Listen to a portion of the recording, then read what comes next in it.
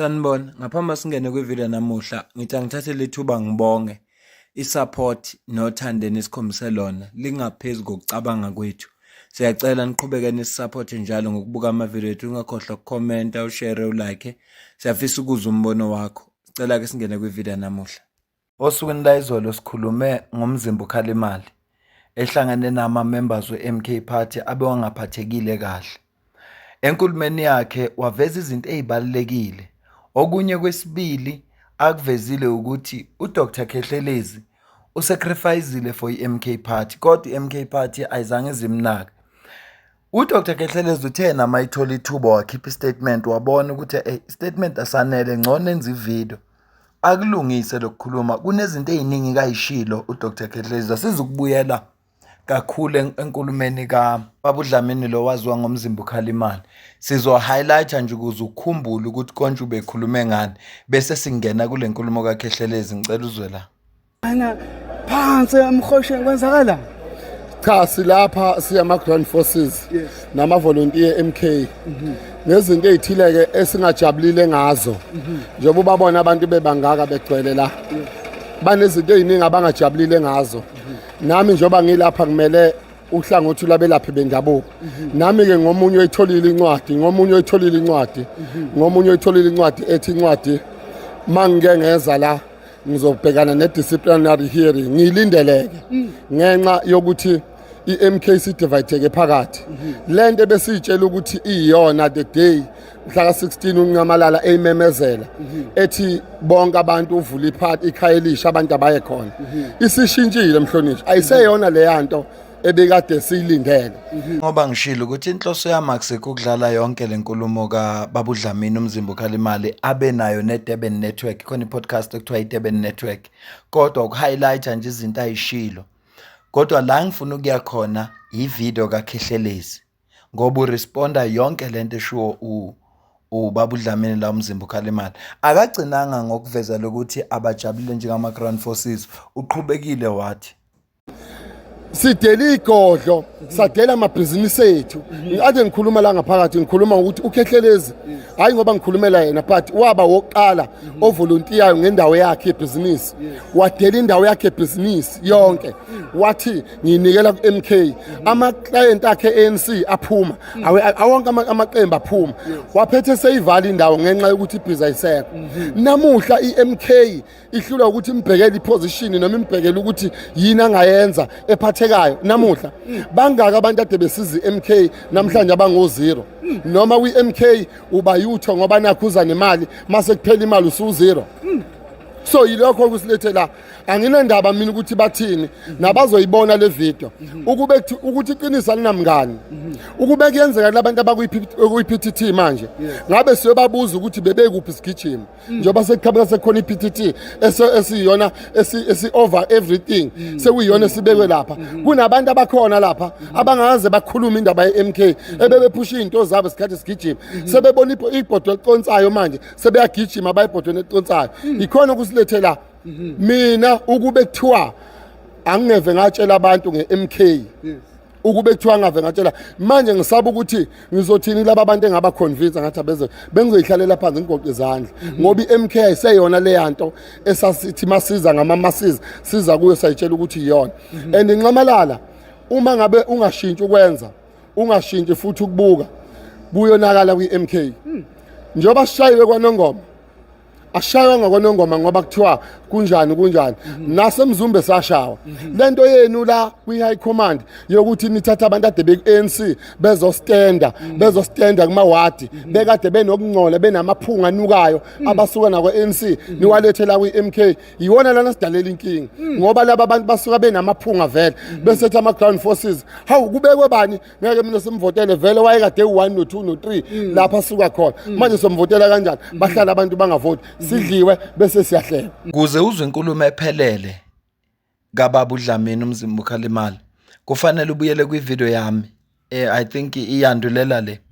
La ngichaze khona kabanzi nangomsebenzi we-PTT, even though isazobekela imigomo nemibandela ukuthi izohamba kanjani ifike, kodwa umsebenzi we-PTT ukuthi ukwazi uku-attenda ama-ground forces.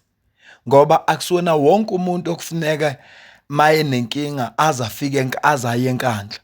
Kufuneka i-organization ikwazi uku-operate, afuneka uma kunenkinga asuke ama-member we-presidential task team afika alalele, asuke lapha abuyele emumva, ngoba wena fanele abe umxhumanisi phakathi kwe-National High Command no-President kanye nama-Ground Forces.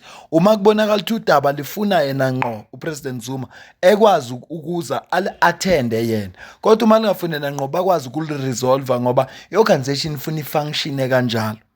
Ngakho-ke sikuchazile kabanzi lokhu izolo. Kodwa-ke uDr Khehlelezi njengoba uzwa uMzimba Khalimali embala la, uphawulile-ke ngalolu daba, uqale wabhala istatement njengoba ngishilo. Wayesethi kunabantu abathe kuya akangabhali istatement phela akenze nevideo ngoba kusibona bonke abantu abazofunda istatement sakhe. Siyazi ukuthi kubantu abanaleli bale njengelami kunentembe esizijwayeze yona yokungafuni ukufunda. Kanti into eziningi izibhalwa phansi. Yingakho uthola umuntu ethanda iqembu elithize kodwa imanifesto yale engalazi ngoba asizwani nokufunda. uDr Khehlelezi ukhulume kabanzi. Ngicela ukucaphunela ivideo yakhe, angeze ukuyiphazamisa, izodlala nje yonke bese mina ngiphawula ekugcineni. Ngicela uzwe. Mandla wethu Mandla. Comrades womkhonto wesizwe, sondelani sibambe umhlangano, nihlale la sibambe umhlangano nje cisho ka 5 minutes. Happy Sunday wonke umuntu obukayo and uKhehlelezi okhulumayo. Bafowethu ake ngi-addresse, kukhona abantu abathe siyayibona uyibhalile into statement but why ungenza ivideo sikubone uyikhulumela. Ngenza le video ngikhuluma into efanayo engiyikhulume kwi-statement engisibhalile regarding the meeting that was on Friday laphayana eThekwini. Ngizokusho lokhu, kuneqiniso kumele ulikhulume kodwa lingafunwa abantu, kodwa kusuke kuyiqiniso futhi sikusho siku-neutralize. Mzimba Khalimali ukhulumile. Mzimba Khalimali iqiniso lithi amagama wakhulumile anenhlabathi kakhulu, especially mawuzothi akuyona ilegacy yakamsholozi le anenhlabathi lawo magama. Futhi kufanele ndoda u-accept iphutha, uyinsizwa yasemakhaya, uyisoka lasemakhaya. So indaba njalo ngaso sonke isikhathi fanele uma uyikhuluma ube nesisoka, ube nendlela ne-timing, ubheke ukuthi le nto was it necessary yini to be said in public, bayinarrate kanjani abanye abantu. Remember, whatever that we say, we've got an opposition party which is always ready to defend and also to use the words against you. So that was not a good statement Oshilo. Coming back to sizobheka indaba kaKhehlelezi ne-lifestyle, Mzimba Khalimali, that was unnecessary again to say that. There are so many people. We've got Usmanga endaweni yakhe yase eMsinga. I remember I went there. We've got so many places la MK kade fikela khona enza izinto, but asikaze sibabone bebuya bethi bona sifuna lokhu. Sinabantu abaningi abanikelile, asikaze sibabone bebuya bethi yes uKhehlelezi unikelile lokhu extra, but it was from othandweni noma benginganikeli ngoba ngifuna isikhundla. If bengifuna ukusithenga, I should have negotiated for that. Ngithi no, ngicela nje njengoba manje sengispende more than 9 million, ngithi ngicela isikhundla nawo 9 million, singaloku sinegotiate. But I did that voluntarily. Ngike ngasho ngelinye ilanga ngathi mina the reason ngangena emkhontweni ngabona umakhelwana moyinyanga esebenza ewazi umuthi, ngithi mangiya kuyena sifika sigaya ngimbona ukuthi nomuntu uyawazi but akathathwa notice, uthathwa kancane. So ngathi ngelinye ilanga I wish ukubona abelaphi noma bawu2 noma bawu3 bese parliament bekhuluma inkinga zabelaphi, not necessarily ukuthi kufanele kube uKhehlelezi.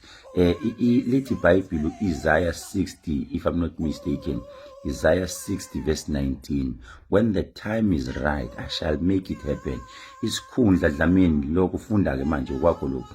Isikhundla Dlamini, you don't fight for the position but ubonwa abantu bathi lo and mase kuyisikhathi akekho uNkulunkulu mayesethe sekuyisikhathi manje noma bangazama ukwenza ama-propaganda bevimbe kanjani akekho ngavimba but doing videos kuzoyidenta iphathi yethu so kufanele ke Mzimba Khalimali leyanto la uyilungise kakhulu ngiyathemba and by the way I wrote a letter abantu abayibona as a leader bendabuko leyanto ngiqale ngayikhuza got an instruction from phezulu abantu engibahloniphayo ngayikhuza ngathi ningayi lapha I think maybe ngangibalekela cishe izinto ezifana nelezi ezenzakala lapha because nikhumbule bafowethu ukuthi sikhulela emakhaya imedia siyazi mase siphambi kwecamera we say whatever so maybe ningamsoli kakhulu ucomrade wethu kunama comrade afana noDlamini ofanele ukuthi mase lushelelile ulimi ungamsoli umbize usondela naye eduze ungahamba umhleba umkhuluma emagroupini ngoba zonke izinto eniyikhuluma emagroupini ziyafika ezitheni zethu then they tend to bashaye ngazo so leyanto uDlamini must rectify must correct thina we've got a leader esithi sihole Msholozi sihole without any hesitation we are not hesitating anything but lokhu ke lesi statement lesi ngizosisho manje it's for the leaders leyanto kati lapha eThekwini was not allowed but ingozi ukubona abantu behlangene grieving bekhononda labo bantu mase bedlula 1000 kusuke sekuyingozi enkulu kakhulu kusuke sekufuna nisuku memalida ngokusheshsha sondele eduze kwabo niyolalela in fact kunezinye izinto ezingafiki ubaba ngifuni macomrade ngimkwatele kakhulu kunezinto ezingafiki kuye zifika sezishintshiwe ubaba keep instruction athi akwenzeke kanje bese ziyashintshwa endleleni zibekwe ngendlela yalabo abafisa ukuzenza ngakhona nakwipolitiki la kuma structures ubaba ufika athi akwenzeke kanje ushintsho so ngiyamxolisela I'm always having ama conversation ngibakhula down abanye bathi siyahamba thina senza kanti what is the meaning of the word comrade comrade ayilali comrade balishaya kunzima mina izibongo zami zithi ngalunywa inja ngaphethe nduku kwenziwe into lapha eThekwini I was not there I was not part of it kwakhulunywa uzubona ukuthi cha nginamandla bafowethu hayi amandla nginawo uthinteke nje igama elithi Khethelezi yonke into now is being shifted kushiftwa yonke into sekunakwe lo Khethelezi ziluma mina izinja manje angiphethe nduku angilindele ukuthi zingangiluma izinja ziyangitinyela ziyangiluma so comrade leyanto kufanele ubaba ayinake kakhulu ukuthi why abantu abaningi kangaka behlangene begrieve bekwenze njani ngicabanga ukuthi ma comrade ubaba uhlakaniphile izofika kuye nama will try to pass the message hayi ukuthi bayalwa but ikhona into abafuna ukuzwakala kuyo ithini and what is the solution into ezinjalo kufanele sizilalele zilalelwe ukuthi bathina abantu by the way ngichazile ke ukuboshwa kaKhethelezi ngikhona ukuthi bethi akufanele ugiye ngokuthi umuntu uboshiwe angikaze ngilale angaqambela uhulumeni amangikaze ngilale ngaze ngispende ngisho no 3 hours ngifike ngenza station bail ngaphuma ngenkantolo ePark Green Tuesday ngiyakhona enkantolo ePark Green Tuesday and I even explained why I was speeding so comrade leyo nto akufanele ngiye ngethambo lomuntu we always supporting abantu beboshiwe bemoshileke bona kunecala ngempela si support sime but this one I don't need ukuthi maybe umuntu azagiye ngayo yebo comrade sifuna ukuwina ukhetho manje so asikho isidingo sokuthi sishane sodwa ayihlale phansi bamba umthetho sehlisene umoya bafowethu unity yekani ukulokwe nilwela ukuthi ikhansela ngoba umuntu wayefaka into ethi ke makhansela ngoba yiyo lento makade kwasuka umuntu ethi uyasebenza uMK usaqala sikaze siyenze lento but ngoba sekusondele lento kakhansela hey yazi yasiyala nayo into hlanganani macomrade asibeni moya munye hayidlishele Mzimba Khalimali siyaxolisela but idamage inkulu oyenzile ilungisa mfowethu ngoba ziluma mina manje kanti angihlangani naliyanto yonke leya ebiyenzeka lapha ngiyabonga Inkulumo kaKhethelezi ibalekile yonke nje akukho la uzothi kukhona la ngakhulumanga kahle khona. Okokuqala ufike wamqondisa ubaba uDlamini. Baba uDlamini woqaphela imedia. Siyazi ukuthi nama frustrations eninawo. Kodwa xhumana nabantu abathize ngoba ukuya kwi-media kunikeza izitha i-platform yokuthi zikwazi ukukhuluma ngeqembu. Okwesibili akushilo futhi ukuthi njengoba bona babenikela la ku-MK bekhipha lokho babengakukhiphi ngoba befuna ikhundla, kodwa babekhipha ngoba bekwenza ngothando.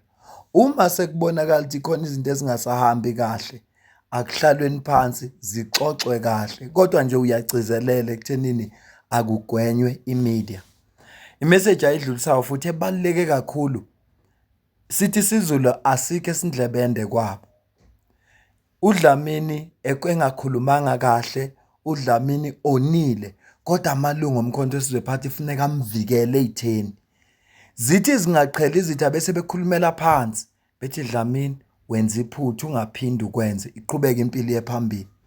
Kodwa uma ngase kubonakala amalungu omkhonto wesizwe phathi exwebhana ngalokhu kuze kuthiwa bekungafanelanga kuze kuthiwa nje kune-disciplinary hearing ekhona. Njengoba esho uKhethelezi ukuthi loya mhlangano ushilo naye uDlamini wathi loya mhlangano kuthiwe make baya kubo bazoya ku-disciplinary hearing ngoba umhlangano wabo ubungekho semthethweni. Kodwa ama-leaders awakakubuki ukuthi labantu they were grieving, akiwe kubo bafike balalele ukuthi bakhala ngani, bese kuthiwa kubo kusasa uma niney'khalo ziqondiseni la. Yingakho ngithe ibalulekile le presidential task team ekhona. Bekungafanele impela ukuthi kujatshulisa izitha kuyo yonke-ke into eyenzakalayo. Yingakho kukhona abantu okuthiwa lona ungu-spokesperson weqembu, ngoba uyazazi izinto efuneka ziphendule, uyazazi izinto ezingafanelanga aziphendule. Abanye batrayiniwe kule nto ye-PR ukuthi noma yini ozoyikhuluma funeka ivikele iqembu, ungalidayisi iqembu ezitheni, ngoba kuyenzeka ukhuluma iqiniso kodwa ulikhuluma endaweni wrong. Ubaba uDlamini akukhulumile kuyiqiniso kodwa ukukhuluma endaweni wrong. Abantu abazonda i-MK namhlanje bajabulile ngoba bayazi ukuthi i-MK i-management yakhona noma i-National High Command ayinakho ukuxhumana noma ubudlelwano obuhle nama-ground forces. Kanti lokho kungalungiseka ngokuthi kuxhunyane nabantu abathize, kuthiwa Khethelezi wena uyakwazi ukuya lapha enkandla, xhumana noDuduzile, xhumana nobani, siye enkandla siyothi niyayibona na inkinga, thumelana ama-emails, nizofike nithi cha kudala sizama ukuxhumana nani akwenzeki, yingakho sesize sithi ngcono size la. Lokho nje kuyobe kukhombisa ukuthi iqembu selifika esigabeni la abantu beqonda khona ukuthi into efuneka ivikelwe kakhulu kunayo yonke i-image noma i-brand yeqembu. Ningavumela iqembu lenu ukuthi njalo likwabeza indaba likuma-podcast kukhulunywe into ezimbi ngalo. Lingcono lisukelwe kunokuthi kube yini eninikeza abantu leyo platform. Yingakho nje ngithe inkulumo kaKhethelezi angizi ukuyiphazamisa ngoba ibaluleke yonke. Iluleke bonke abantu, iluleke uDlamini, yaluleka ama-members, the grieving members, yaluleka abantu abangama-leader ukuthi nina ningama-leader ibukeni le nkulumo bese nibuka ukuthi ukube besenza kahle uDlamini ubengeke aze akhulume nemedia. Ukube besenza kahle bowungeke uzube bikho leya mhlangano, kodwa leya mhlangano ukhona ngoba kukhona esingakwenzi kahle. Okwesibili engikuchaza izolo ukuthi ayikho kudala ngilo ngithi okwesibili, kodwa engikuchaza izolo ukuthi kunezinto ama-ground forces afuna ukuthi achazelwe understand ukuthi uma sithatha abantu abaye eParliament, ikakhulukazi kuma-portfolio committee, kuye kufuneka abantu aba-qualified phandle kwe-portfolio committee ye-sports, art and culture. Ila ubona othola khona abantu abanjengoPapa Pini ngoba abafundile kodwa bangama-artist. Ngakho lapha kukhulunywa ngezinto ezi-affecta ama-artist. Yingakho kubabona befakwe kuleyo portfolio committee. Khona komunye izolo engithe ngichazile ngisho kanjalo wavele wangibuza ukuthi yiphi qualification ne-experience uPapa Peni emenza ukuthi aye eParliament.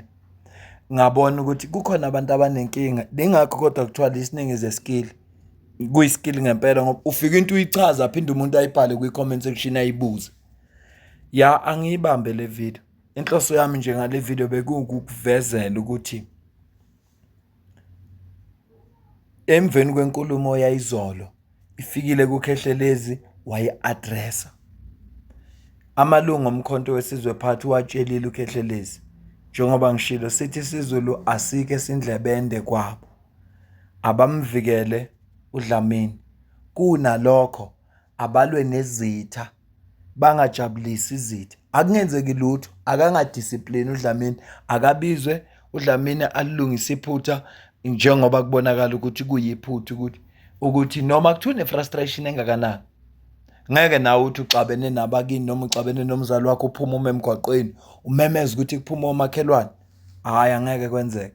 Funeka mawusadiniwe uhambe ubuye ungasadiniwe bese nihlala phansi niphinde nixoxe ukuthi hayi kodwa ukuthi akuhambi kahle seyehlile nemimoya.